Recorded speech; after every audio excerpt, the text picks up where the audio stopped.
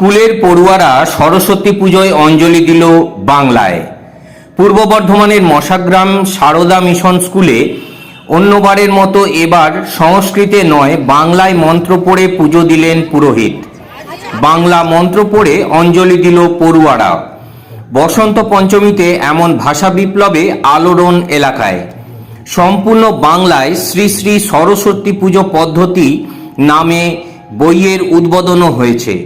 স্কুলের এক প্রাক্তনীর কথায় এই ঘটনা আর কোথাও ঘটেছে জানা নেই, কিন্তু শহর থেকে অনেক দূরে বাংলার একটি গ্রামে এই সরস্বতী পুজো যে অভিনব তাতে কোনো সন্দেহ নেই।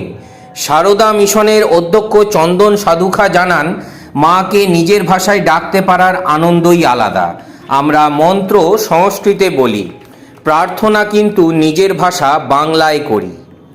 সংস্কৃত মন্ত্র উচ্চারণ করে দেবীর পুজো হবে, এটা চিরাচরিত প্রথা। আমরাও জন্মে থেকে তাই দেখে এসেছি। আমি দীর্ঘ 25 বছর পুজো করছি, সংস্কৃত ভাষাতেই পুজো করছি।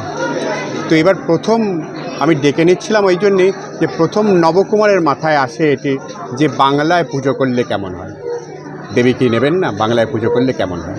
এবং আমি একটু লেখালেখি করি বলে এই দায়িত্বটা নবকুমার ভেবেছিলেন যে আমি নিতে পারি। এখন থেকে কি পুজো কি বাংলাতেই হবে?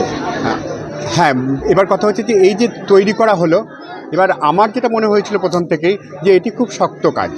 তার কারণ হচ্ছে মন্ত্র বাংলায় বললাম তাতে কিছু যায় আসে না, কিন্তু বাংলাটাকে মন্ত্রের মতো হতে হবে। মানে যে কোনো অনুবাদ দিয়ে পুজো কিন্তু করলাম না। আপনারা পুজোটা শুনলেন, অনুবাদ দিয়ে পুজো হয়নি, কিন্তু অনুবাদের বই আছে, সেই বই দেখে পুজো করা যেতে পারত, কিন্তু এই মন্ত্রগুলোকে বাংলা মন্ত্র করা হয়েছে। এবং সেটির জন্য আমরা একজন কবিকে খুঁজছিলাম, আমরা পেয়েছি কবি মারুত কাশ্যপ, বিখ্যাত কবি, 9-এর দশকের কবি। তিনি সৌভাগ্যবশত আমাদের এই বিদ্যালয়ে শিক্ষক হয়ে এলেন এবং তিনি একবার শুনেই দায়িত্বটি গ্রহণ করলেন। কর্তৃপক্ষের মানে সর্বোচ্চ শুনে যিনি আছেন আমাদের চন্দন সাধুকা মহাশয়, তিনি যখন বলেন তখন আমি এড়িয়ে যাই এবং আমাকে প্রথম বলেন নবকুমার, যিনি গায়ক এবং লেখক। আমি প্রথমে এড়িয়ে যাই। তার কারণটা হচ্ছে যে সংস্কৃত মন্ত্র আমি ওইভাবে লিখব যেটা মন্ত্রের মতো হতে হবে, বাংলাতে লিখলেও সেই জায়গাটা, সেই গাম্ভীর্যটা থাকতে হবে। এটা খুবই শক্ত কাজ, কঠিন কাজ, কিন্তু এরা আমাকে ছাড়ে না।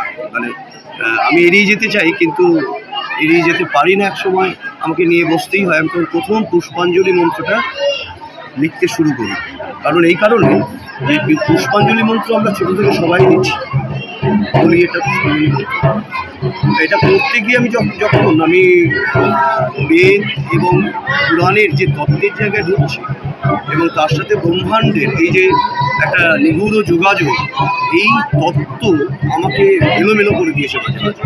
মারাত্মক কঠিন কাজ। এবং সংস্কৃত ছন্দ যা, সেটাকে আমি এনেছি বাংলা ছন্দে, বাংলা মূলত, এবং বাংলা ছন্দে শুধু আনেনি, সমসাময়িক কাব্য ভাষায় ধরেছি। শান্তি আসুক সবার মনে দেবীর চরণ দেখে, কল্যাণ হোক হোক সকলের, শান্তি আসুক মনে, সমৃদ্ধির ভক্তিগীত গাইব সর্বজনে। লেখার কাজে যুক্ত হয়ে সরস্বতীর পূজা করি, কর্তব্যে মতি রেখে এই কামনাই করুন, সমৃদ্ধি হোক সকলের।